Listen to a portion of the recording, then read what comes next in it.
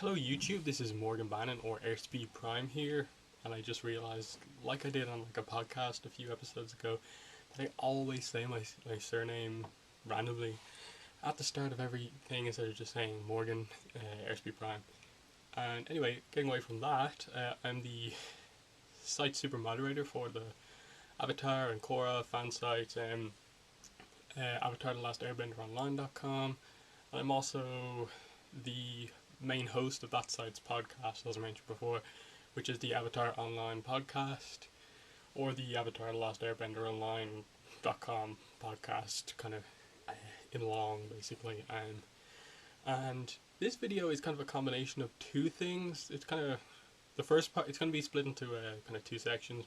The first part's just going to be me on camera. The second part's going to be me talking as I have like pictures up on the video. That'll be a preview of the Promise Part 3. I'm going to show you obviously the actual 8-page preview that came out for the book and just talk about why I think it's going to be so good and what I think it's going to be about and stuff like that.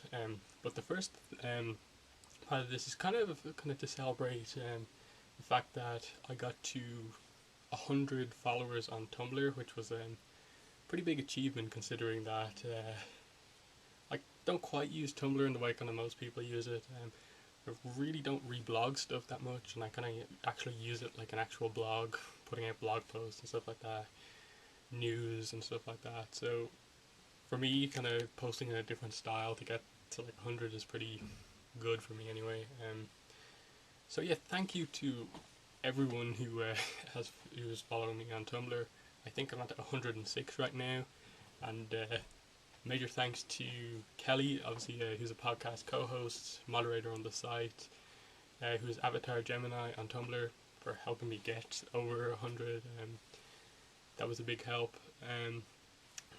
By using that amazing promoting GIF thing, it's interesting. But yeah, I said I'd make a YouTube video, and I had planned anyway to kind of do a Promise preview video, but this first part is just going to be kind of completely random, just randomly kind of showing off things and stuff like that. So this is kind of in relation to, if any of you are on the site and know about Avatar trivia, we have a huge trivia thing. That's kind of one of the most popular things on the site. It's trivia. We do just recently introduced a thing called team trivia. Before that we had like single people trivia where you just kind of play on your own. And obviously if you win these trivias, you win community points, which helps your rank on the site go up and get you ever closer to your unique, you get to choose your own rank kind of area. But 80,000 points for that, just so you know. My own one is Master Arrowhead, which is kind of in relation to what I'm going to talk about here. Team trivia is kind of so much fun compared to like regular trivia, and that's because really, like, when we planned it out, if myself and a few of the moderators, we hadn't really planned to do much more than have each team having a name and like a captain. That team and that captain are always linked together. Who's on the team can change constantly. It's not like you have a certain group of people on a team. Just the captain and the team name. That's kind of all we had planned. I did randomly, kind of for a joke, to kind of add a little bit of kind of competitive edge to it, just jokingly. I put up a logo for my own team and a motto for my own team, and I've done a few things since then. But I'm going to show you the motto kind of right now, and the logo that no, I mean the logo I'm going to show you.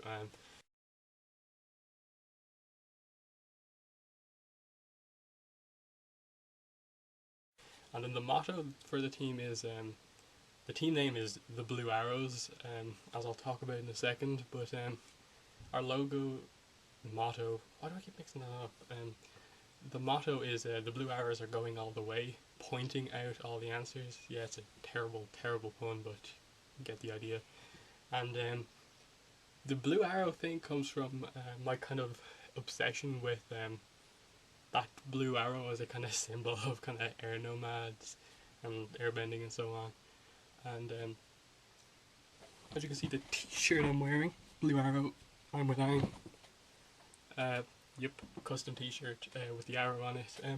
I made a captain's armband, as you perhaps can see here. This again, another joke thing, just to kind of again add more competitive edge. Like, hey, I have a captain's armband. Does your team have one of them? And I suppose just to show this off, some of you may know I kind of like to make stuff out of paper. This is the thing. It's basically just some strips of paper put together, so it like wraps kind of around my arm neatly. And how it like comes together basically is got two slits in the paper here, and then it's got two sections that slide into those slits. So to kind of put it together, you just kind of slide them in there and slide them. Yeah, it's not the best system, but yeah. Anyway, then it kind of stays together fairly well.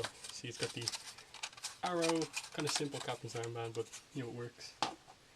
I also have these arrows I made out of papercraft arrows. I think I have YouTube videos up showing how to make these if you want. Just as a kind of random, fairly simple kind of avatar, kind of simple thing to do. As you see, this is the first attempt where I used lots of tape, and then I kind of perfected the design, so you only have to use like 2 pieces of tape on that one. Yeah, and anyway, this, and then another thing, I've been kind of wanting to show this off for a while. This plate also has a blue arrow on it, and says air on the back. And where this plate came from is that myself and my 2 sisters, my older sister Amy and my little sister Pia, we went to this place in a shopping centre called Giddy Studios, and basically what you do there is you choose a piece of pottery like this. As you can see, it was before I painted it, this kind of white standard pottery colour, and then you have to like wet it first, and then you use kind of special paints on it, design your own plate, and then they kind of like fire it in a kiln or something like that for a while. Then you go back and collect them, and there's kind of like the paint's kind of permanently on there, and it's kind of glazed and stuff like that, and it looks pretty cool. So this was my design arrow, and obviously you couldn't use white because it was pretty much the same as the original thing, so I just kind of showed the grey, and obviously the blue works really well, and obviously the edge is blue as well, there of the back. And also I did this because, obsession with the arrow and stuff like that, and because I'm not much of an artist. I can do paper art or papercraft and origami fairly well, but when it comes to like drawing stuff, that's not like drawing out papercraft like angles and using a protractor compass sort of thing, and doesn't work really well, hence the kind of bad painting skills, a bit blotchy. But yeah, that's what I did there. Sadly, my little sister tried to do something a bit too advanced, this kind of crazy detailed horse thing, and it didn't work out so well. But just to kind of, I think I've shown these on camera before, but just kind of, to fully show them off, this kind of Tumblr celebration video. It's papercraft. Sokka's space sword made out of paper. This is the only one I've made, and I'm pretty happy with the design that I came up with for this one. To pretty much, how many pieces? 1, 2, 3, 4, 5, 6 pieces basically. The one I was most happy with was basically this kind of section here. I'm not sure what part of the sword it is, but this section here, not this or this, is one piece, and I was really happy with how that turned out. My papercraft Aang's original glider. Again, this is probably like the papercraft design that I'm most happy with, this one, because it turned out so well, and it does actually look pretty accurate. So I'm happy with that. I probably want to make it on a bigger scale to make it look really kind of solid and accurate. Then I'll show off some origami. There's this. I keep forgetting what the names of most of this stuff is, but we got that one. Got this one. Okay, my desk is getting full up of stuff. This one. Whoa. This one. This one looks really cool actually when you make this, because they're all made from basically like the same part, just kind of made over and over again, and then stuck. put them together. Most of them don't even use glue, just they kind of fit together with the way you fold it, and it's really interesting. There's this one, which is really solid actually, like it's really hard to actually break this apart. Like not even held together with any glue at all. You know, I've made a papercraft treasure chest. This is kind of my own design. This thing, this is just made out of like post-it notes, which is pretty cool. So yeah, there's some stuff, and I suppose. Ooh. Papercraft Blastoise. I have Bulbasaur down there, but I don't want to probably knock over, so there's loads of stuff trying to get to it. But anyway, that's the kind of stuff. Fang, Spirit Fang, toy, it's cool. And finally, Fire Nation Kimono Rhino toy. Yep. So that's all the stuff. Yeah, there's the kind of all the Blue Arrow stuff and stuff like that. And I suppose also on my wall you can see there the wall scroll of Aang, which is basically my avatar on the site. The one I've used pretty much since I've been on the site. I think only myself and site administrator Jordan have not changed their avatars their whole time on the site so far. Like longest people on the site haven't changed their avatar. Mine just has a black background instead of the kind of fiery background there. But anyway, yeah, that's the kind of first part of this video, and yeah, again, thank you for everyone who followed me on Tumblr. Hopefully this video was at least fun to watch in some way, see where all the arrow stuff comes from, you know, pointing at everything.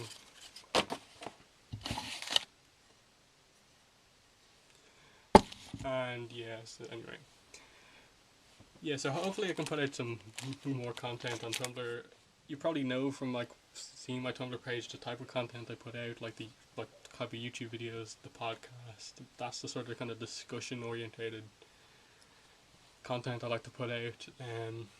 So yeah, next you hear of me, I will be talking about The Promise Part 3. So yeah. Okay, so here is my preview for The Promise Part 3. As you'll probably just see on screen right now, the first 8 pages of The Promise Part 3 that are the preview that came from BuzzFeed go over the screen. I'm not going to specifically talk about them because when we go to do our review of it on the Avatar Online podcast, which is probably going to happen a few days after it's released because we record at weekends, we'll discuss the whole comic in detail. So there's no point in us saying, well, we've already discussed the first 8 pages in detail. No need to discuss that. But anyway, The Promise Part 3. Why I'm doing this video, because I don't think I previewed Part 1 or Part 2, is because I think at this stage the comics really need to get like the information out. We need to have a focus put on them. Everyone seems to be excited for Korra coming back, maybe next year, next April. But not so many people seem to be excited about the comics because there's a lot of people out there who are really negative about them for not so great reasons. And I just really want to make this as a positive or a preview as possible, make people want to buy this book. And to do that, I'm going to explain to you why, in my opinion, The Promise is actually one of the most interesting, intriguing, and I suppose complex stories in all of Avatar that we've got so far. And I think part of it, we've had part 1 and part 2, and look where part 2 leaves us with the amount of stuff that's going to happen when everything comes together in Yu Dao. You have Quay and his army marching there. You have Zuko and his fleet of ships heading there. Aang and Katara on Appa heading there. The Avatar Aang official fan club, something's happening with them. Corey and like the citizens of Yu Dao, her group of fighters is going to be there.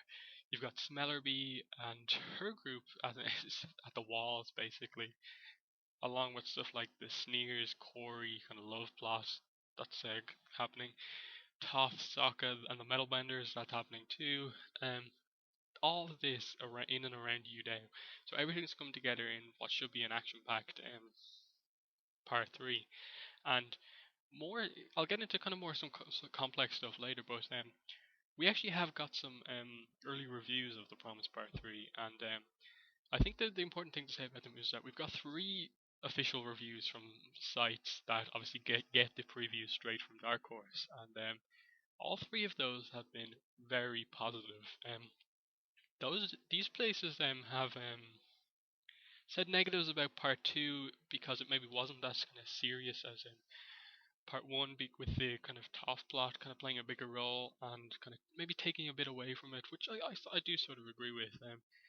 But it praises part three for getting back to the kind of serious, kind of nitty gritty of the story, mainly like Aang, Zuko, Yudao, focusing back on there, and in their opinion, it seems to be that it's a good ending. It's not like an ending to the promise so much as ends the promise story leading straight into the search. So like I like the way that they are linking all the comics together. So like it's not just going to be this is the end of the promise.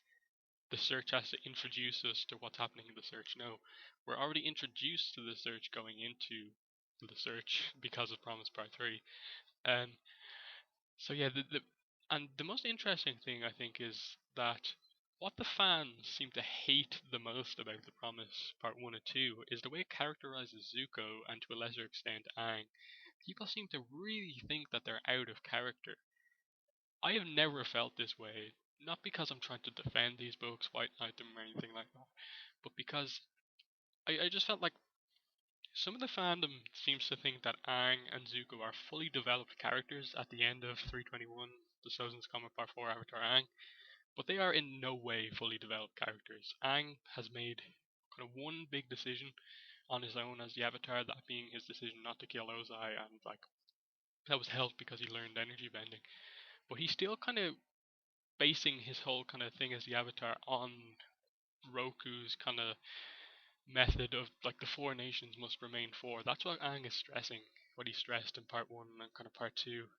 He's going to have to learn his own kind of way as the Avatar, where he himself is going.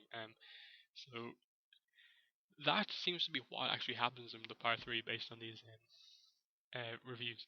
Aang begins to learn that what his views that he has right now are not sort of his own. They're the views of Roku and the Avatar, which are kind of very traditional and not in line with where the world is actually heading right now. Because the four nations remaining four goes against not just Yudao, but Aang's own relationship with Katara, Sokka's relationship with Suki, because they're all from different nations. Um, when, if anything, like the one positive I suppose that the war brought was that it has brought some of the nations together more. Earth Kingdom and Water Tribe seem to be getting along better now because they fought together against the Fire Nation. While the whole situation with like Udao, Fire Nation taking control of an Earth Kingdom town is bad, the one positive that brought was that the Earth Kingdom and Fire Nation were are becoming together in a way. So there are kind of those things happening, and Roku's kind of style, which Aang is kind of using, is just to completely break that up, get them back to their own nations and stuff like that. When in fact, that's the change that's naturally going to happen right now. As we see in Korra, the Republic City, all four nations are together there. That's the natural progress of the world, and Aang is going to have to learn that he's not going to have to use the traditional views of the Avatar. He's going to have to develop his own views as the Avatar, become his own person, basically. And that seems to be what happens with him because, you know, where does Republic City come from? Katara seems to kind of have the idea, and she's kind of trying to get that through to Aang and Zuko, but she kind of feels like she doesn't quite have a role along the lines of Fire Lord and Avatar, so she can't quite speak out with them because they're like in positions of power and she's not. But Katara is going to play an interesting role definitely in part three because she seems to be the one character who knows the situation, has a really balanced view on Yudao, and is beginning to see that maybe it's not just that you need to get a certain nation out of this town or keep them there. Make Yudao its own place. Make it so that this is not a Fire Nation town, it's not an Earth Kingdom town, it's a combined town of those of Yudao people, the nation of Yudao, that kind of concept. And then how she and Aang kind of deal with that, because they seem to have differing opinions. Is going to be interesting for their relationship and stuff like that. Then Zuko, who's kind of the big on the other side of things, and what people seem to hate most about this book is the characterization of Zuko, because he's making mistakes again. But the thing is, he by the end of the show, he's found his kind of own path, but he still has that kind of struggle over making decisions in the first place. He's had that since he was young. He's found his own path, but he still has to adapt to being the Fire Lord because he has no experience with leading a nation. And naturally, he would go to Ozai, who is the only one who has experience there. Not even his uncle can give him advice on that. Um, and also, he has the whole issue about his mother still hanging over his head, not knowing about that. Ozai won't tell him. So until those two are resolved, and it seems like that's the sort of way they're doing it. The show resolved him finding his path. The promise is going to resolve him with the kind of leadership thing, and Aang with the whole kind of taking on that role. But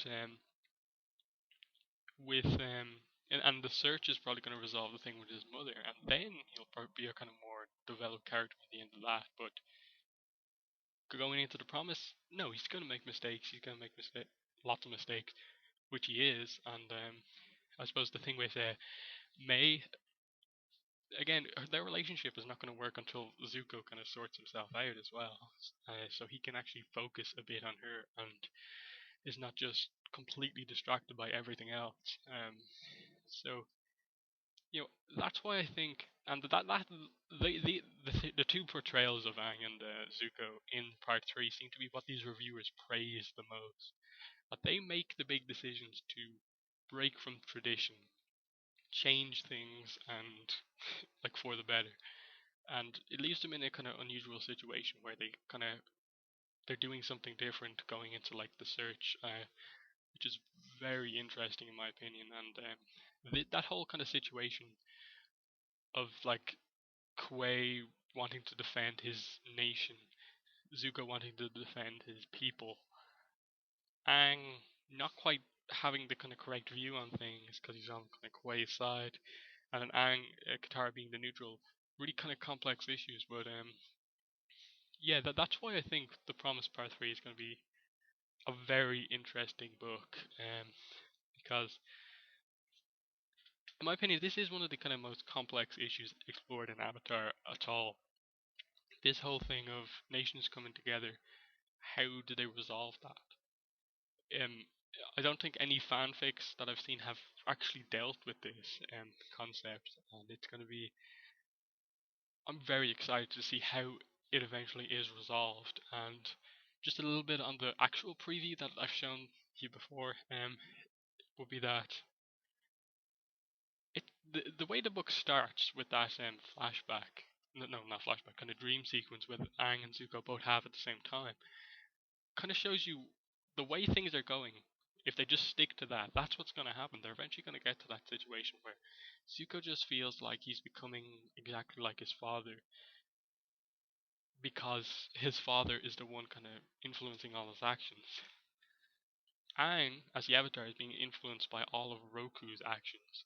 Roku is making sure that Aang doesn't make the mistake he did by making sure that he doesn't make that mistake, and he's really focusing on that as opposed to Aang developing as his own avatar. Where does Aang get his when you hit your lowest point, you're open to the greatest change from? And it seems to be from this. This might be his lowest point in the promise, where he has to just separate himself from the other avatars and make his own decisions. Um, so, that's another interesting thing that in the stream sequence, that if Zuko goes the way of being influenced by Ozai and Aang is continued to be influenced by Roku, they're eventually going to have to fulfill that promise with Aang taking out Zuko to keep peace in the world. When, as someone brought up on the site, Fair Lady Z, I think it was, that it kind of shows how in the heat of the moment, how kind of ill thought out that promise was that Zuko made. I think Aang. It's going to be really interesting to see how that promise eventually is broken, because we know Zuko survives, obviously. So, and then like we just get straight into them arriving at Udao and like being attacked. People are there already attacking. It's and then it kind of just stops suddenly, and it's a perfect preview really for the book. There's still like about 70 pages that we still have to see, obviously, and yeah, so I'm super excited for this. The big thing for me, and I think what most fans should feel, is that they should be just as excited for The Promise Part 3 as they are for Core Book 2, because the art is absolutely amazing. It's pretty much perfect. They don't make errors. They don't make really bad errors. Team Guru Hero. The writing, despite what you say, is actually, despite what many fans would say, is actually very good. He really knows how to capture all these characters, and it may seem like it's bad writing because Aang and Zuko are changing a lot, but a lot of this is coming straight from Mike and Brian. This is where they want the characters to go. This is not just Gene Yang writing it himself. Like, this is where he thinks Aang and Zuko should go. This is where Mike and Brian are kind of, they have their kind of story in the series Bible that this is where Aang goes, because I don't see them ever leaving this up to another writer to like fully do himself. Like, because you could ruin continuity with where Aang is in Korra, what his personality is like and stuff like that. So yeah, I'm pretty much going to end the preview here before going way too long. But this is probably going to be a really long video, like 26 minutes long. But thank you for watching it, and bye.